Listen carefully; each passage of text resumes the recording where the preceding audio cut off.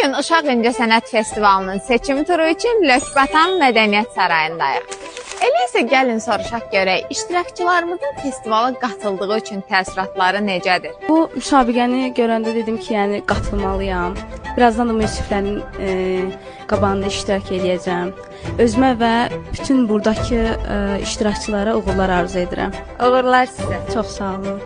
Mən Məhəmməd Əli Şahverdiyev, 3 ildir muğamla məşğulam. Mən düşünürəm ki, belə festivallar çox olmalıdır. Mən bu festivallarda iştirak etməliyəm. 2 ildir musiqi ilə məşğul oluram.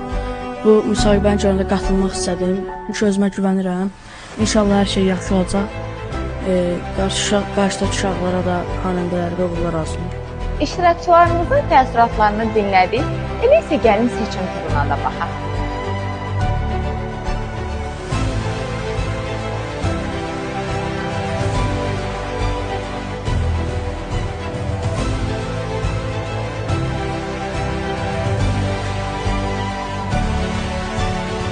Əziz iştirakçılar, biz hər birinizə uğurlar arzulayırıq.